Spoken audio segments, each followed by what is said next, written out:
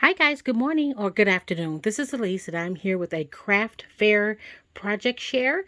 I am going to be in the spring craft fair at Sharon Church here in McDonough, Georgia in about 2 weeks. So I'm finishing up some projects, but I wanted to come in and share a couple of things with you guys. I did not get a chance to get on here this weekend, so I'm going to share with you guys now. Now I am holding my camera because I thought this was better for me to do this holding my camera since I have so much on my desk. So the first thing I want to share with you guys are these chocolate bunnies. Now these are bunnies that I picked up along the way over the last couple of years. I have 6 of them here. A couple of them came from Target.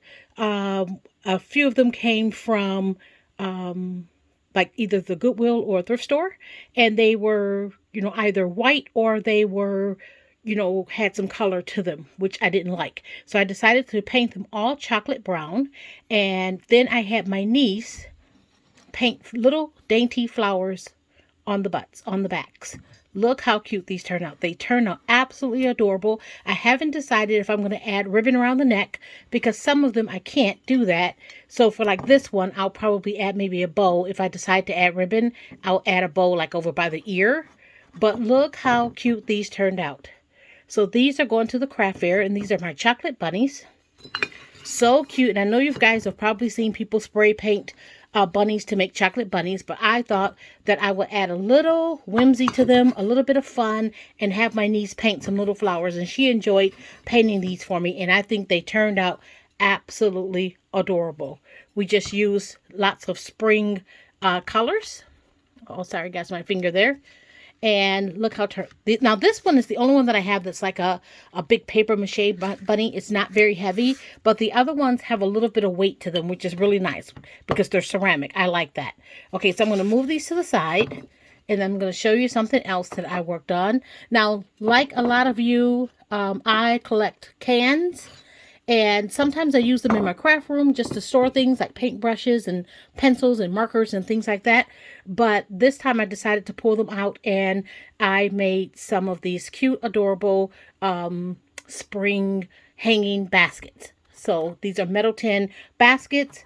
And what I did was I took my Pampered Chef can opener, and I opened the top and I opened the bottom, and I like that can opener because it leaves you with a very smooth edge around the top, and then that way you won't cut your fingers. So what I did was I went online to an Etsy shop, and I will link the Etsy shop that I used, and I found some vintage digital cutouts, and these are actually images that came on vintage cards. But what I liked about this gal's shop is that the background was already taken off for me, and all I had to do is when I downloaded it, it was just the image. So I like that. Now this was the first one that I made, and I made this one very, very rustic. I used a lot of distressing, and I used the cinnamon distress method. And so I'm not sure if I like that much distressing. I mean, I do. I don't know if other people will like that much distressing.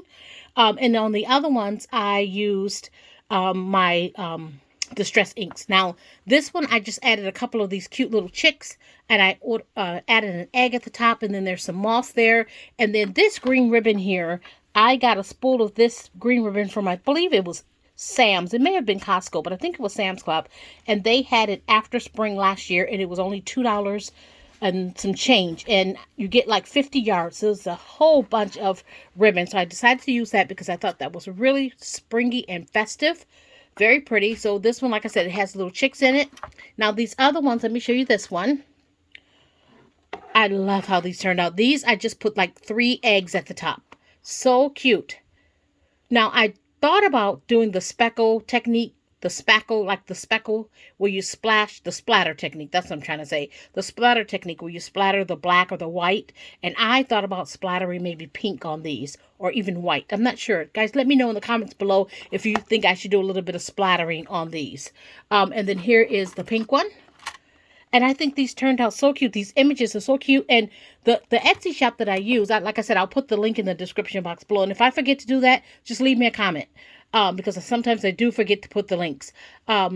You get, like, I think it was like 40 images for just a few dollars. I thought, wow, that's enough images to last me. I can make tons of projects with all of those images. So look how cute this is. And then at the bottom, guys, to get it to close at the bottom, what I did was I just stepped on it just to get it closed almost all the way. And then I used a flat nose plier to just sort of bend the end. See how I kind of bent it back, and then that way it won't open. See if I can get that to focus, but you can see that how I bent it back there. So that turned out really, really cute. I think those turned out really adorable. And then I had one little extra can, and I had a couple little eggs left, and I just put 2 little eggs in the top of this can for something a little different. And I think that turned out cute as well. Now these other cans, I wanted to do something a little bit different with these. These are the smaller cans. These were larger cans, and these were like stewed tomatoes, big cans of beans, that sort of thing. These smaller cans were just like, like maybe a can of corn or green beans or something like that. And so in these, what I did, I used some canvas that I had. It's not really thick canvas, and I just cut some bunny ears, and I just kind of freehand some bunny ears and put those together, use that same ribbon, and have those bunny ears sticking up out of the top. I used a little bit of chalk to rub some pink there to give it some color, a little bit of definition. And those are my bunny ears coming out the top of those cans. How cute are those?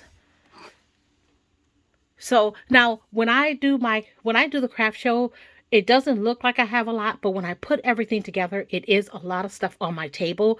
What I usually do is I make what I can with what I have, and I make as much as I can. So I may only be able to make 3 of something, or 5 of something, or 10 of something, and I think that's okay. So it's nice to get something unique, something different that everyone's not going to have. So I only have 6 of these chocolate bunnies. Maybe next year I'll have more.